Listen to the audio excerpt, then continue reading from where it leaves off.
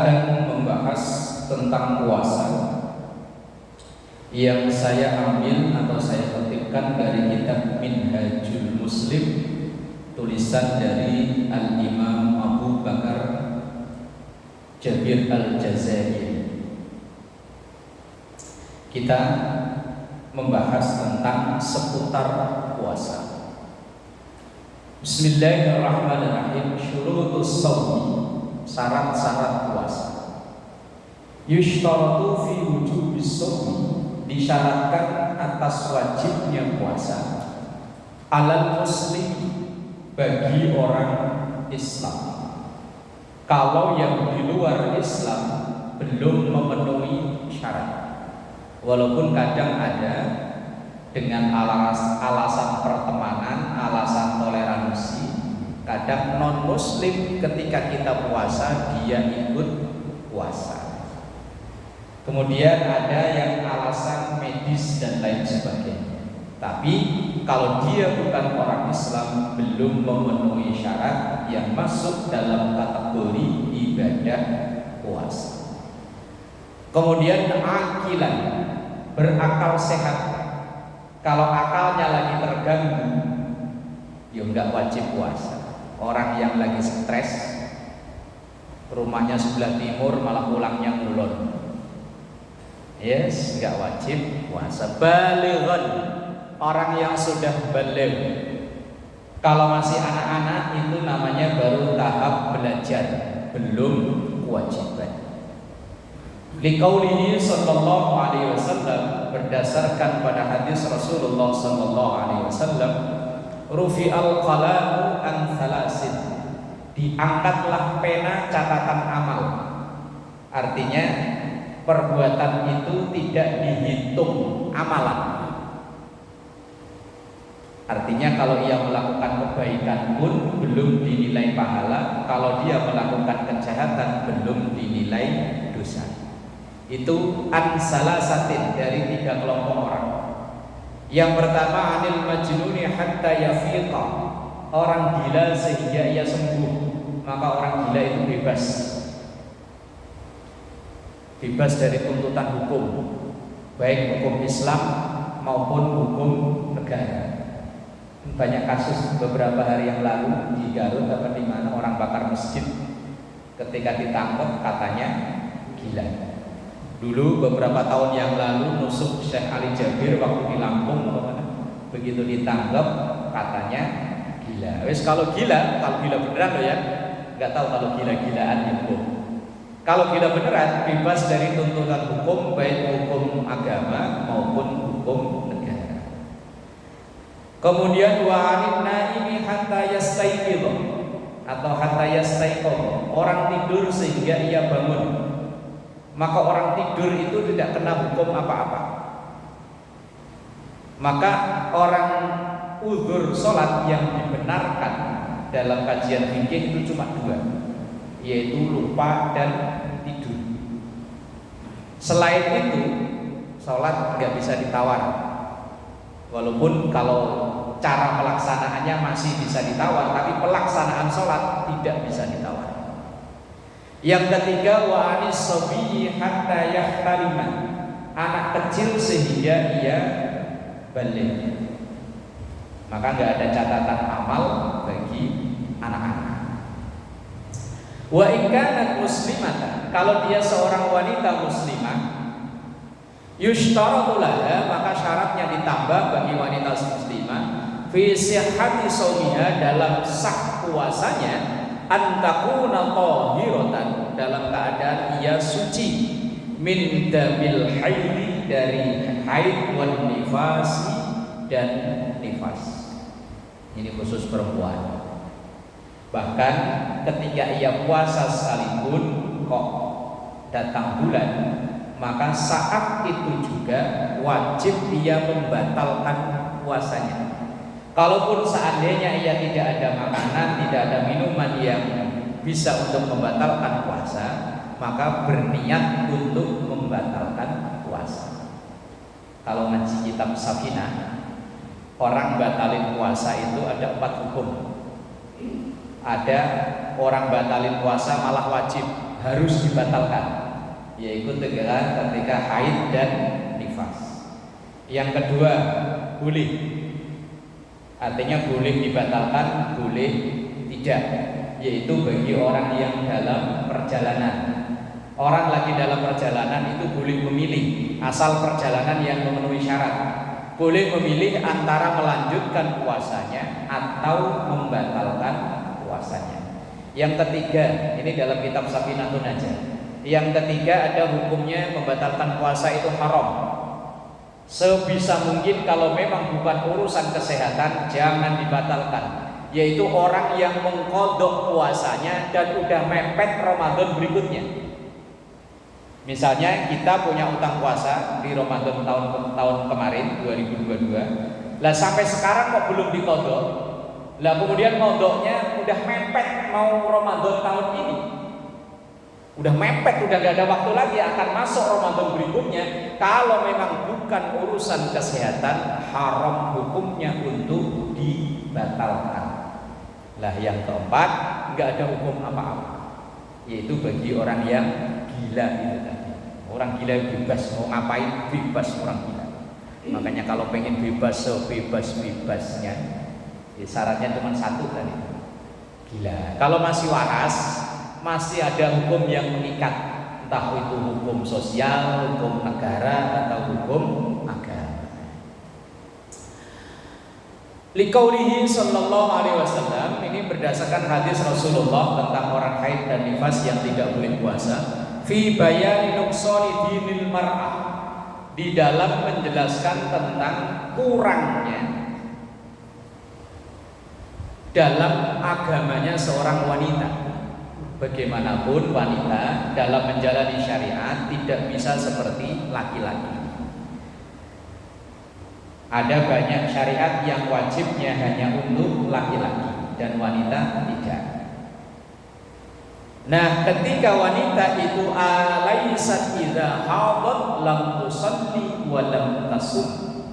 Wanita ketika datang bulan, ketika haid tidak sholat juga tidak puasa. Cuma bagi wanita yang haid dan nifas, sholatnya tidak wajib diqadha, tapi puasanya wajib diqadha. Kemudian idza safaral muslimu masafata qasrin, ketika seorang muslim melakukan musafir, melakukan perjalanan, wa ya samaniyatu wa arba'una mailan, perjalanannya menempuh jarak kurang lebih 48 mil. Kalau dikonversi ke kilo, kalau dalam buku-buku fikih itu sekitar 80 kilo. Kalau dari sini Bandung udah ada belum? 80 kilo. Ada ya. Kalau dia melakukan perjalanan yang sudah menempuh jarak minimal 80 kilo, rahasalahu syari'u fil fitr ala ayyaqdiya ma aftara fihi inda hudurihi, maka ada rukhsah, ada dispensasi, ada keringanan syariat di dalam puasanya itu untuk dia membatalkan puasanya, tapi dengan syarat ketika sudah di jalan, bukan masih di rumah. Kalau masih di rumah namanya belum musafir. Kalau sudah jalan, nah itu dia boleh memilih. Ini berdasarkan satu riwayat dari Abu Sa'id Al-Khudri. Kunna naghzu ma'a Rasulillah sallallahu alaihi wasallam. Kami, kata Abu Sa'id Al-Khudri, pernah melakukan perjalanan peperangan, entah ini mau berangkat perang atau setelah perang. Fi Ramadan, di dalam bulan Ramadan. Faminna, dan sebagian dari kami as-shaimu, ada yang puasa. Wa minna, dan sebagian dari kami al-muftiru, tidak berpuasa. Fala yajidu shaimu 'alal muftiri walal muftiru 'alas shaimi, dan tidak dijumpai, artinya tidak terjadi saat itu orang yang berpuasa menyalahkan yang tidak berpuasa, dan yang tidak berpuasa juga tidak menyalahkan yang berpuasa. Artinya masing-masing dalam satu perjalanan. Ini kesaksian Abu Sa'id Al-Khudri bersama dengan Rasulullah. Sebagian ada yang puasa, sebagian ada yang tidak. Summa yarawna anna man wajada quwwatan fasaba fa inna dzalika hasanun. Kemudian kami lihat bagi yang kuat berpuasa kemudian ia berpuasa, fadzalika hasanun, maka itu yang terbaik bagi orang yang perjalanan. Kalau memang dia kuat puasa. Lah sekarang kan perjalanannya nyaman. Yang naik kendaraan umum yo nyaman, yang pribadi yo nyaman. Pulang ke Jogja naik Sumber Alam. Oh, iya Sumber Alam sekarang bis AC bagus-bagus.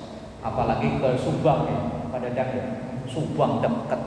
Lewat tol paling 3 jam nggak nyampe juga ya. 2 jam setengah. Walaupun mungkin dari sini Subang lebih ya 100 kilo ya. Lebih, cuman kan jarak tempuhnya sekarang lebih cepat. Maka kalau rasa-rasanya kayaknya kalau puasa ya enteng lah ya. Kalau Pak ke Solo ya. Oh ya Solo paling sekarang 8 jam ya. 8 jam tol terus. Kalau saya kadang naik tol dari Kebon Baru turun Semarang Kali Kangkung 7 jam 6 jam. Sekarang enak.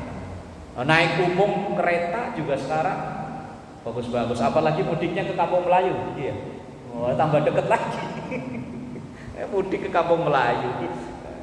Ya kayaknya sekarang kuat lah. Ini komentar dari Abu Sa'id Al-Khudri. In wajada quwwatan fasama fa inna dzalika hasanun. Kalau memang dia kuat puasa. Tapi wa yarawna man wajada du'fan fa aftara fa inna dzalika hasanun. Tapi kalau memang enggak kuat, maka ya sebaiknya enggak puasa memang. Nah, kalau di zaman Rasul kan perjalanannya kendaraannya kan ya unta, kuda paling ya. Panas. Terus kondisi alamnya berbeda dengan kita. Panasnya ya mantep. Maka kalau memang tidak berpuasa, yo wajar. Lah kita alamnya nyaman, kendaraannya nyaman sekarang. Kalau nggak berpuasa, itu pun kalau nggak kuat, yo masih boleh. Cuma kadang kodoknya yang berat. Kodoknya, besok aja lah. Kalau hari kerja, ntar kalau libur, giliran libur, ntar kalau kerja, akhirnya sampai mepet Ramadan berikutnya. Belum kodok-kodok lah, ini yang repot. Idza maridal muslimu fi Ramadan. Nah, kemudian apabila seorang muslim sakit di bulan Ramadan, fa in kana yaqdiru ala shaumi bila masyaqqatin syadidatin shauma. Kalau memang puasa itu tidak menambah sakitnya, maka fasoma. Lebih baiknya yo puasa. Yang sakit cuma sakit gatal-gatal aja masa kok yo enggak puasa. Wong dia puasa sama enggak puasa ya tentu enggak ngaruh. Ya maka wajibnya tetap puasa. Wa illam yaktir, tapi kalau puasanya itu bisa menambah penyakitnya, aftara, maka ya lebih baik tidak puasa. Nah, jadi yang tahu kondisi ini ya diri kita tentunya kan ya. Diri kita dan tentu dokter. Ketika kita periksa misalnya kok dokter nyarankan oh bapak lebih baik nggak puasa untuk hari ini, ya kita ikuti karena dia yang berkompeten di bidang itu. Kalau dalam kajian kitab Kasyifatus saja semua ilmu itu kan berkaitan. Nah ketika kita masalah kesehatan begini, lah yang tentu yang berkompeten ya dokter. Maka ketika kita periksa kok dianjurkan sama dokter nggak puasa, ya kita ikuti. Karena kita mengikuti orang yang mengerti, yang punya ilmu di bidang itu. Selain diri kita sendiri yang merasakan. Atau misalnya ketika menentukan awal Ramadan, masalah hilal dan lain-lain, lo yang paham ya ahli astronomi, ahli falak. Walaupun pinter baca kitab begini, kalau nggak ngerti ilmu falak ya, jangan ditanya tentang awal hilal Ramadan, bukan bidangnya.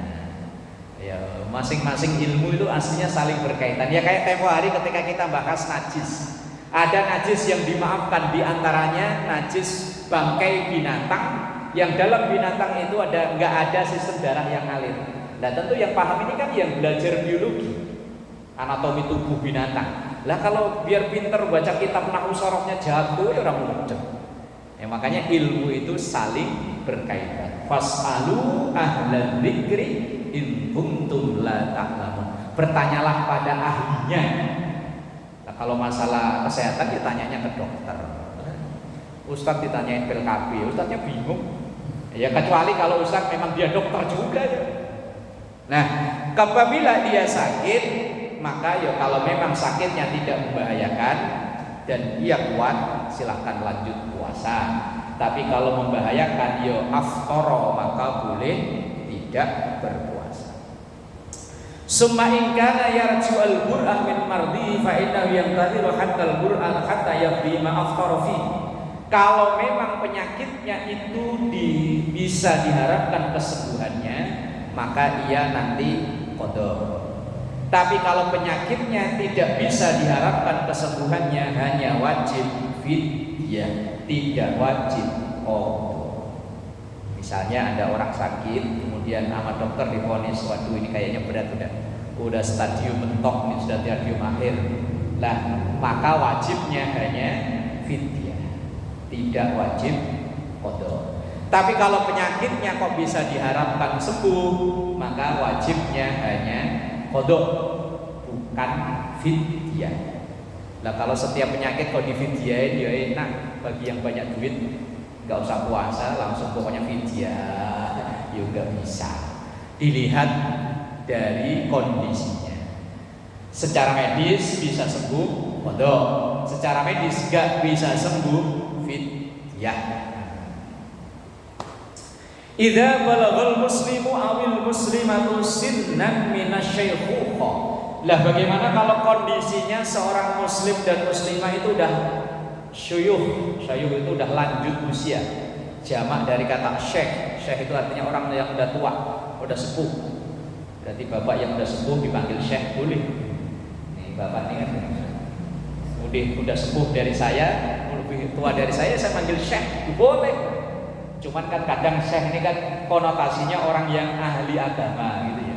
Padahal syekh itu aslinya orang yang sudah lanjut usia. Jadi kalau ketemu nanti orang yang sudah, oh siap syekh, boleh kok, boleh. Oh dulu di Jawa Tengah itu ada yang ngawinin anak kecil panggilnya syekh ya. Siapa dulu itu? Yang di Semarang loh. Syekh Puji. Dulu kan sempat heboh, kalau zaman sekarang namanya viral. Nikahi anak kecil, Syekh Puji. Padahal juga bukan ahli agama, dia seorang pengusaha kan. Menamakan dirinya Syekh. La yaqwa ma'hu ala shaumi, dan ia tidak kuat berpuasa. Tidak kuat itu alasannya karena mungkin kesehatannya, atau mungkin kesehatannya bagus, cuman udah pikun. Ininya udah nggak full. Karena kan kalau dalam Yasin itu kan ada bunyi ayat, wa man nu'ammirhu nunakkishu fil khalqi afala yaqil. Wa man, dan siapapun, nu'ammirhu yang dikaruniai umur panjang, nunakkishu maka akan aku kembalikan fil khalqi seperti dulu awal diciptakan. Berarti orang kalau dikasih umur panjang akan kembali seperti dulu. Dulu waktu kecil gak punya gigi, nanti balik gak punya gigi lagi. Dulu waktu kecil jalan dituntun, ntar balik dituntun lagi. Dulu waktu kecil dinasehati susah, ntar kalau udah tua ya sama. Loh Qur'annya udah bilang begitu ayo. Loh makanya misalnya kita punya orang tua yang sudah kayak begitu, ya wis anggap aja kayak kita punya anak ya. Lah iya Qur'annya udah bilang begitu tuh, nakishu fil khalqi. Kalau orang dikasih umur panjang akan balik seperti dulu lagi. Anak kecil kan begitu ya. Mbah udah di rumah aja, malah ngeluyur.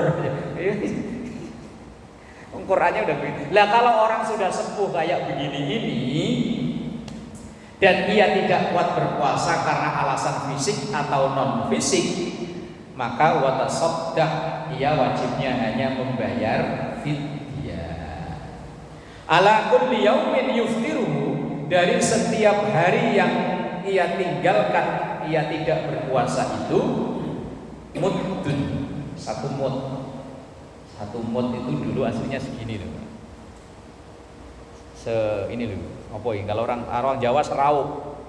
Kalau orang Betawi apa namanya ini? Raup ya. Lah raup begini kan ya ukurannya beda-beda, Pak.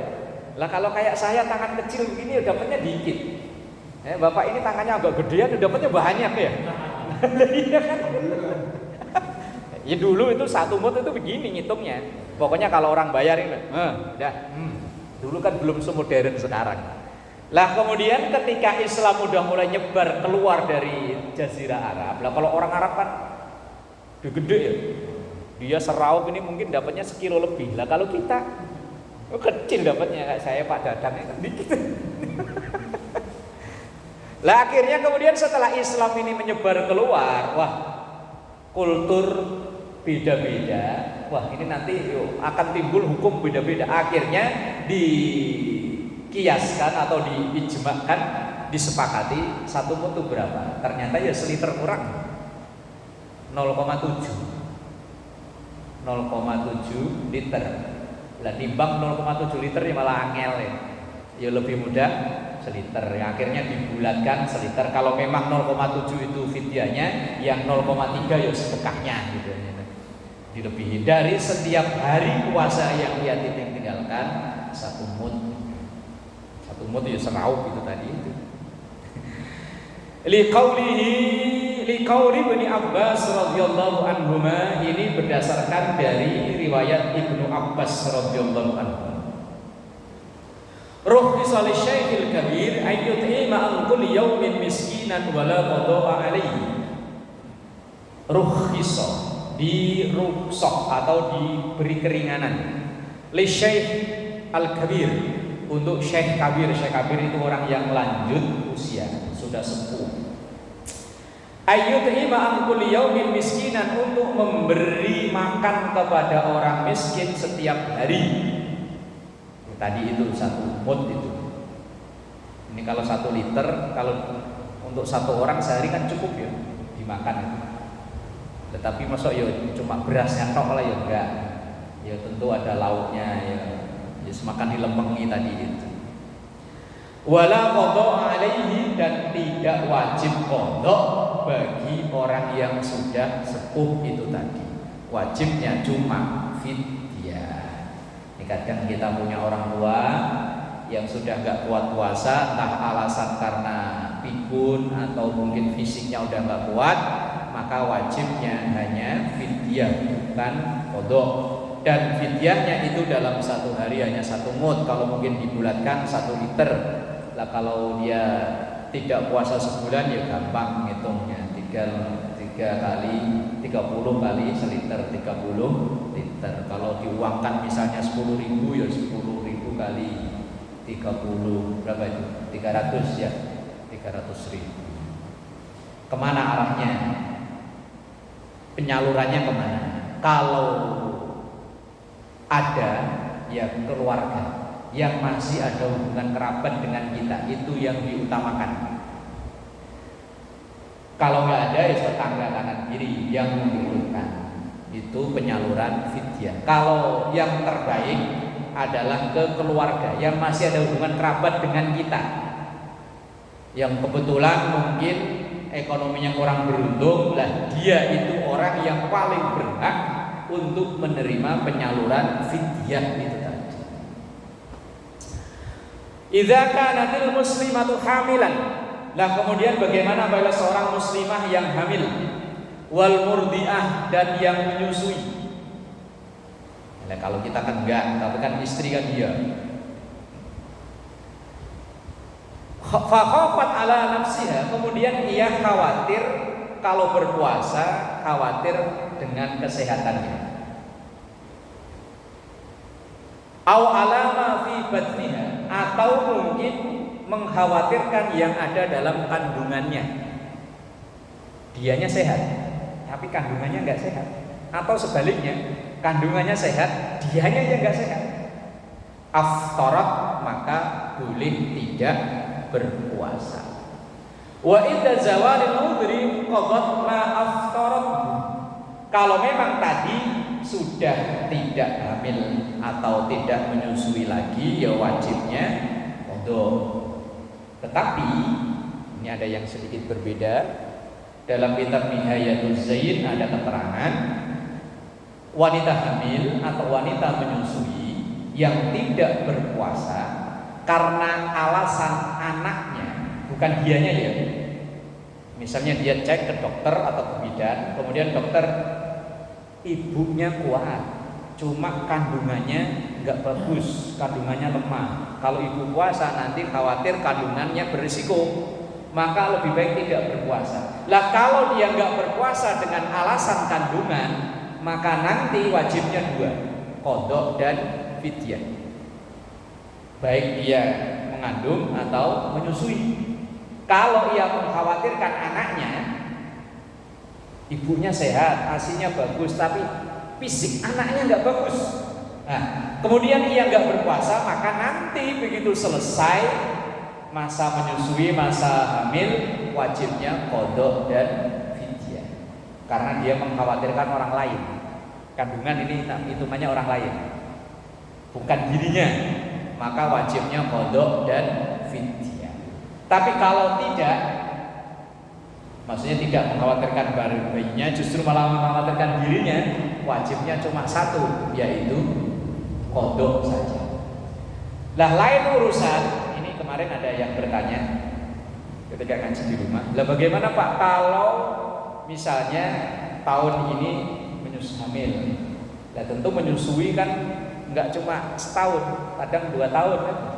Lah sampai tahun berikutnya belum bisa mengkodok puasa yang itu. Misalnya dari 2019 ya udah nggak berpuasa karena hamil.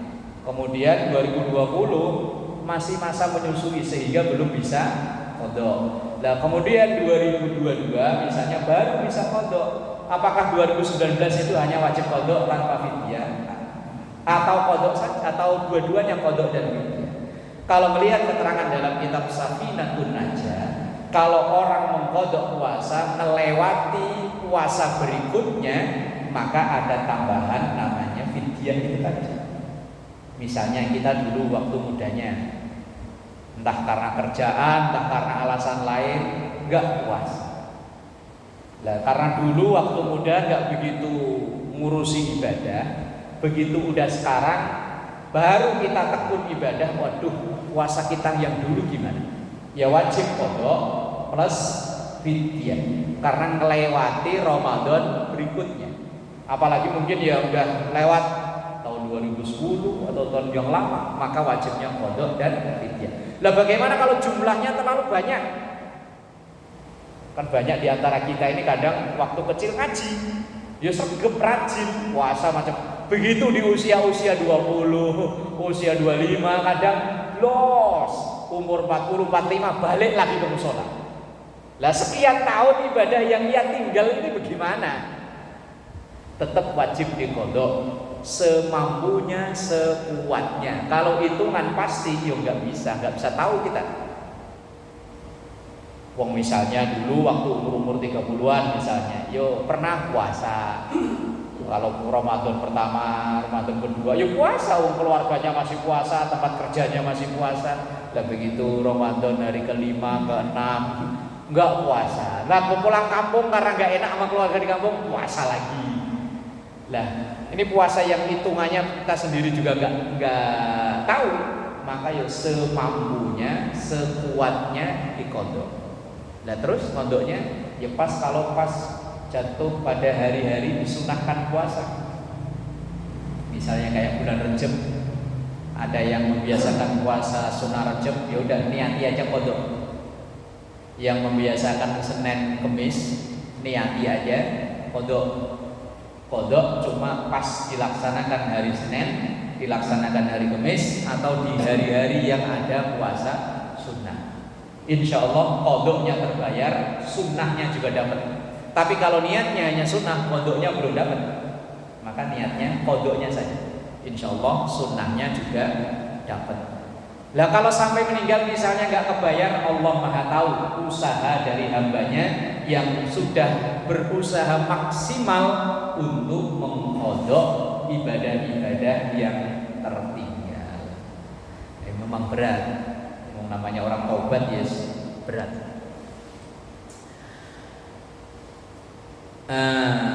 Orang hamil tadi kembali. Orang hamil dan orang menyusui, kalau mengkhawatirkan anaknya maka wajib qodok dan fidyah.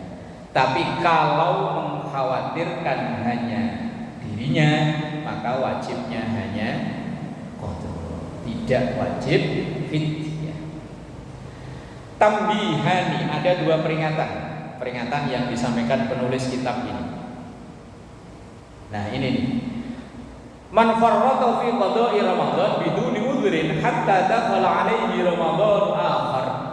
Siapa yang menunda, menyepelekan mengqadha puasa tanpa ada uzur sampai masuk Ramadan berikutnya, fa inna alaihi ay yut'ima makana kulli yaumin yaqdihi miskinan. Maka ia wajib selain mengqadha tadi juga membayar fidyah kalau melewati Ramadan berikutnya. Man mata minal muslimina wa alaihi siyamun qadahu anhu waliyuhu. Siapa seorang muslim yang meninggal, ia punya utang puasa, maka bagi ahli warisnya, salah satu cara untuk bakti ahli warisnya mengqadha puasanya. Seorang ayah meninggal, ia punya utang puasa, dia bakti ahli warisnya, anak-anaknya, salah satunya mengqadha puasanya. Liqaulihi sallallahu alaihi wasallam, berdasarkan hadis sallallahu alaihi wasallam, man mata wa alaihi siyamun shoma anhu waliyuhu. Man siapapun mata yang meninggal wa alaihi siyamun, dan bagi dia ada puasa yang dia tinggal, shoma anhu waliyuhu, maka berpuasalah walinya atau ahli warisnya. Dan juga dalam hadis lain, liman sa'alahu qailan, ketika Rasulullah ditanya tentang orang yang muslim yang ia meninggal dalam keadaan masih punya utang puasa. Inna ummati Inna ummi matat wa 'alaiha shawmu syahrin afa aqdihi anha. Ini ada orang yang bertanya, ini hadis diriwayatkan muttafaq alaih Bukhari Muslim untuk sahih hadisnya. Ada yang bertanya pada Rasulullah, ya Rasul, ibuku matat meninggal, wa 'alaiha shawmu syahrin, ia meninggalkan puasa selama sebulan, meninggal dan dulu sebelum meninggal punya utang puasa selama sebulan. Afa aqdihi anha. Ini yang bertanya tadi bilang, apakah saya wajib mengqadhanya? Qala, maka Rasulullah menjawab, na'am, iya. Fadainullahi ahaqqu ayyuqdu, dan hutang kepada Allah, artinya utang qadha puasa itu, utang puasa itu ahaqqu, lebih berhak, ayyuqdu, untuk diqadha. Nah, ini sebagai bakti kita mungkin pada orang tua yang dulunya sebelum meninggal ada utang puasa, ya salah satunya kita mengqadha. Walaupun ada sebagian ulama yang membolehkan dengan cara fidyah. Nah, kalau pengen terbaik ya dua-duanya tentunya, ya qadha ya fidyah.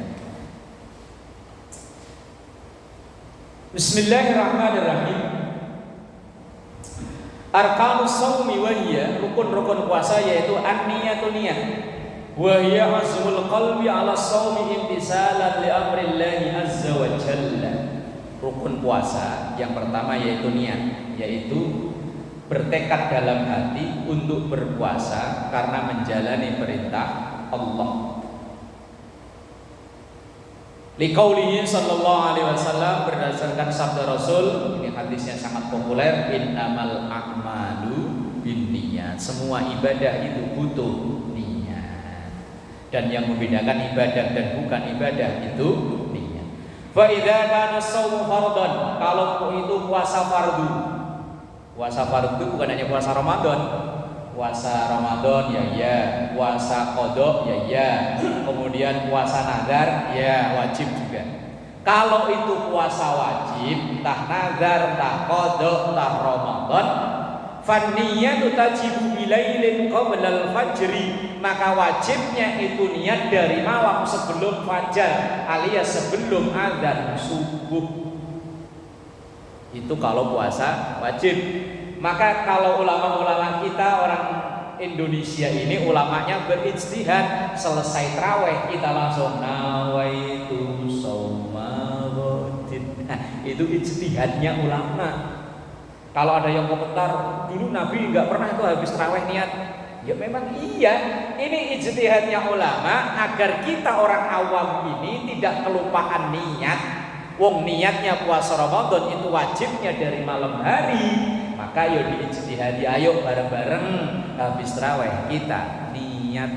Lah seandainya pas mau makan sahur niat boleh, asal sebelum azan subuh.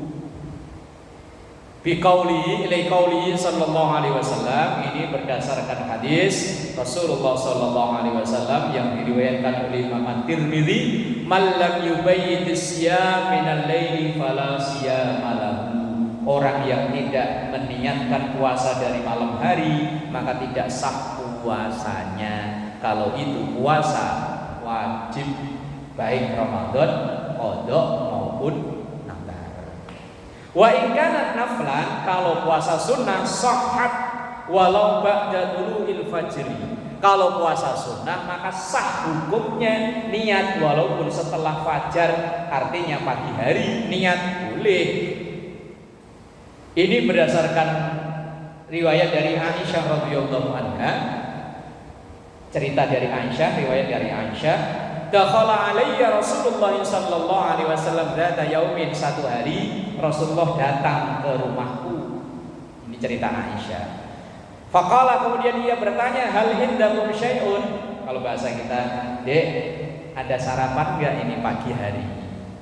Faqulna, maka kami menjawab, Aisyah menjawab, "La, tidak ada ya Rasul." Qala, maka Rasulullah menjawab, "Fa inni shaimun." Kalau begitu ya saya puasa. Lah kalau sarapan itu berarti kan ya udah jam 6, jam 7 gitu ya.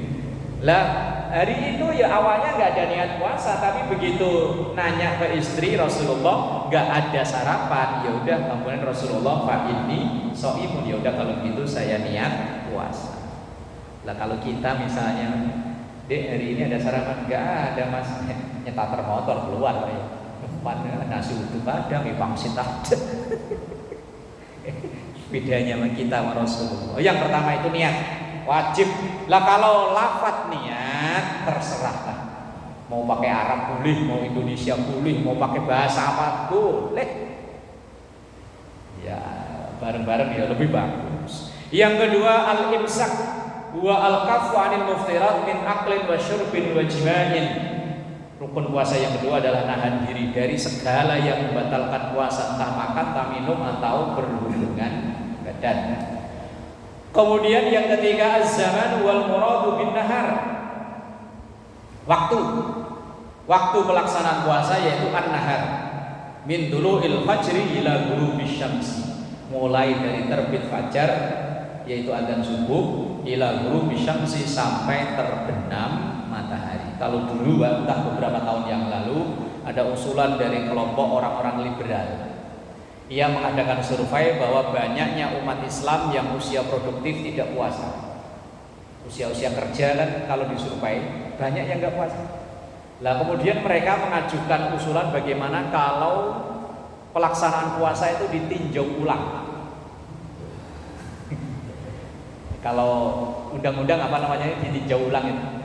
Kalau yang disepakati kan dari dari subuh sampai maghrib. Nyatanya banyak usia produktif nggak puasa. Lah bagaimana kalau ditinjau ulang dibalik sahurnya maghrib, bukanya subuh.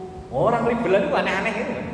Loh, dulu waktu kasus terowongan Mina, tahun berapa itu yang kasus terowongan Mina banyak yang meninggal? Iya, pokoknya lama lah, udah lama banget itu. Itu saya baca itu dari koran dulu di Jawa itu kan dari koran Suara Merdeka. Itu ada sekelompok orang-orang liberal yang mengusulkan bagaimana kalau setiap negara yang berpenduduk mayoritas Muslim membuat replika Ka'bah, sehingga kalau haji nggak usah jauh-jauh ke Mekah. Nah, jadi Indonesia bikin Pak di Monas sebelahnya itu di mana gitu. Pondok Gede gitu. Oh, Bekasi perlu bikin kalau di HI apa di mana apa di Babelan itu biar deket. Usulan orang aneh-aneh, orang liberal itu usulannya aneh-aneh itu. Ya kalau di akal-akal kayaknya masuk akal kayaknya. Cuman ini ibadah itu kan ibadah mahdoh. Ibadah mahdoh itu kita itu sami'na wa atokna. Yo kalau kita pikir-pikir ya, lah ngapain ya jauh-jauh ke Mekah cuman ngiteri Ka'bah. Kemudian nginep di Arafah, cuman kayak orang camping-campingan gitu. Loh, orang-orang yang berpikir terlalu bebas lah ngapain jauh-jauh ke sono bayarnya sampai nungguin juga puluhan tahun. Ya, orang liberal itu pikirannya aneh-aneh. Ya, makanya dulu almarhum Kiai Zainuddin MZ itu kan dalam satu pidatonya bilang kan begini, bul ala zamzam faturab. Kalau pengen terkenal bikin yang aneh-aneh. Kalau perlu kencingnya air jam-jam. Orang sedunia pasti akan kenal semua. Tapi kenal gilanya. Ya, orang-orang yang begitu kan orang nyari nama, kemudian biar dikenal, bikinlah yang aneh-aneh. Pelaksanaan haji suruh ninjau ulang, puasa suruh ninjau ulang, aneh-aneh. Ntar lama-lama, bagaimana kalau subuh itu agak siangan aja jam 6. Jam 6 udah berangkat malah Pak Wasto ya. Malah repot, udah bener jam 6 subuh, sekarang jam 4:30 udah bener. Aneh-aneh ya orang-orang begitu. Ya Allah, Mas. Orang terlalu bebas berpikir. Liberal, mereka mengatakan jaringan mereka Islam liberal. Dari qauli sallallahu alaihi wasallam, di qauli ta'ala, ini berdasarkan firman Allah Ta'ala, "Tsumma atimmus siyama ilal lail." Kemudian sempurnakanlah puasa itu ila ke malam. Berarti tujuan akhirnya kan malam. Maghrib itu kan awal dari waktu malam. Kalau minal lail dari malam, kalau dari malam ya mungkin dari maghrib dulu sampai ke subuh. Tapi ini teks ayatnya ila. Ila itu artinya ke tujuan. Berarti yang paling akhir itu kan yang dituju. Berarti maghrib itulah yang dituju. Awal masuk waktu malam itu yang dituju. Ini orang liberal ini memang dulu aneh-aneh. Ya sampai sekarang pikirannya, apalagi sekarang dengan mudahnya media informasi, aneh-aneh aja. Kalau kita ngikuti tulisan-tulisan orang liberal, wes kadang bingungi orang-orang awam, bikin bingung. Bismillahirrahmanirrahim. Oh, udah bisa ya. Wallahu a'lam bishawab. Monggo silakan. Itu jangan bulan Ramadan ya, kita kan punya istri ya.